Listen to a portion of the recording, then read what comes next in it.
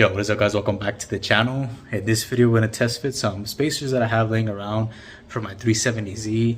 I had put these on a long time ago on my wide body kit when I had Meteor tires. I had 305s before and I stretched it out to a 275, so I got 2-inch spacers, and now I have these 1.5-inch spacers laying around that I can't really use. So I thought I'd go ahead and make a fun video for those of you guys that want to do something to your QX50 and you're wondering what kind of spacers you should get. Now I did actually test these out on the QX50 already, well at least one of them, so one is on right now and I'm about to install this one, and it actually doesn't look too bad with 1.5, but I did want to stay within like a 1-inch spacer or a 25 mil, but I had these and I just wanted to try it out. But let me go ahead and show you the measurements on these. So these spacers are 1.5 inch, and just in case you guys don't believe me, there you go, 1.5 inches. And these are 66.1 bore in the middle, so they're Hubcentric, and I highly recommend getting Hubcentric spacers because it doesn't allow the wheel to wobble or move around in the middle. It stays centered, and that's honestly the best type of spacer to get. I would not recommend getting spacers if they're not Hubcentric. And then these are 5 times 114.3 when it comes to like the bolt pattern and the third pitch size. So as long as you get those measurements, they will work. And it's exactly the same for a 370Z and a QX50, and even a lot more platforms like my M45 over there. Same thing, same bolt pattern, same bore, everything. But here is the rear one installed right there. And as you can see, it is sticking out a little bit, but the car actually sits kind of higher and it's not gonna rub or anything, and it does stick out a little bit. Let me show you. So right here you can see the front one sinks in, but then the back one now sticks out a little bit, which actually does not look bad. I thought it was gonna stick out too far, but it looks pretty good. And I'm running actually a little bit bigger tire than the stock ones. I think the stock ones are 255 and I have 265 on here. Now if you look at this side is way more sunken in, so the other side does look a lot better. Now it is going to look a little bit off because my front ones are still sunken in, so I do want to get some spacers for the front as well, but I'll probably go with like a 25 or a 1-inch versus a 1.5 inch, because I think a 1.5 inch and the front may stick out way too far. Yeah, that for sure sticks out way too far. Right there you can see it. But then the rear is a whole lot different.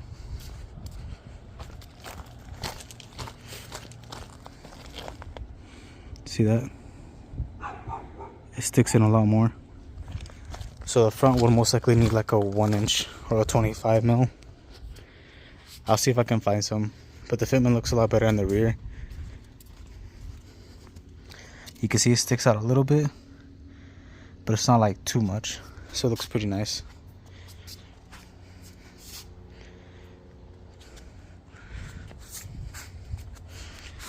There you go, it looks pretty sick. So look at this side, and then this one right here. Yeah, as you can see, this one looks a whole lot more aggressive than the other side. Or the lug nuts on these are 21 mil, but the one on these right here are 19 mil. Alright, so this is what I mean by Hubcentric. Right there you can see the middle portion of that bore. It is sitting on that lip, so it provides more support for the spacer so it doesn't move around. So right here you can see that it has like no movement when it comes to like going up and down. It does move like to the sides a little bit because I still have to tighten the lug nuts, but the middle portion will not move, which is a lot safer than other spacers if they don't have the bore. And the same thing for the wheel. The wheel, once it sits on here, it's also going to have this right here, which is going to sit flush and perfect so it doesn't move around as much. So that's what's important to get Hubcentric, and these are honestly my favorite. I've had these for years and I've never had any issues with them. I think the company still makes it. I believe it's called Precision Works or something like that. I'll double check my Amazon and I'll link it down below if you guys are interested in getting these. I'm not sure if you guys would be interested in the 1.5. Me, just want to stick with like a 1-inch or a 25 mil. Let me go ahead and finish putting these back on. You do want to make sure that these right here are tight when you put them on, so they don't come off, because if these are loose, then your wheel's going to come off as well, so you want to torque them down to spec. Alright, so there they are, both installed. I'm gonna go ahead and do a test drive right now, see if it rubs. But I don't think so. It looks like it will sink in, like if I were to lower the car in the future for whatever reason. It looks like it will sink in. Because the 370Z, these things stick out like, not even kidding, when it's aired up, it's like right here, and it sinks in like that.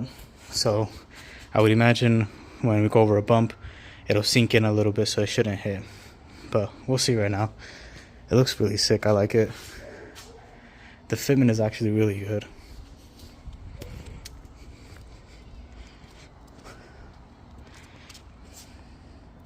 See, that's not bad. That's actually pretty good.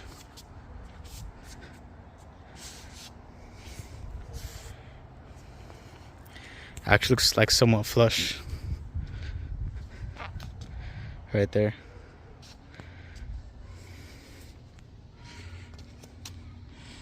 Alright, so here it is with the spacers installed. And I actually didn't feel any rubbing at all. I think the car sits a little like too high for it to rub. But even then, I think it would sink in. And it actually looks really, really good. You can see a little bit of a poke right there. I am honestly very, very surprised that these do not stick out more than they are right now. It's actually like pretty flush. I did not expect this at all. Like, it actually fits really good. And I am running like a 265 on here. I think it's 265 45.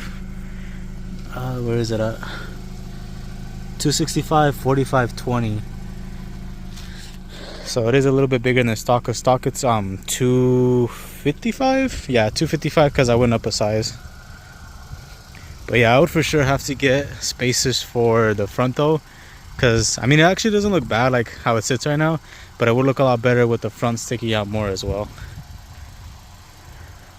What a surprise though. 1.5 inch spacers fit on the rear. What a surprise. That is very interesting. But yeah, very beautiful car nonetheless. I know I don't post much about it because everything for this car is super, super ridiculous expensive, and I don't really want to pay for what they're asking for each part. $300 for a spoiler, $300 for a splitter, $1,000 for a diffuser, I think it is. It's crazy. I think I did find some M style mirrors that should work on here from a Q50, but I have to try it on this car. But looks really sick. What a surprise. And no rubbing. It's pretty flush, and even if you ran like the smaller side of 255, it would even sink in a little bit more if you think about it as well. Sick. Alright guys, that's gonna conclude the video. Hopefully you guys like it and you know what spacers to pick out for your car. And the front, I will most likely be getting like a 25mm spacer. I think that should be perfect, because 1.5 for sure would be too big for the front.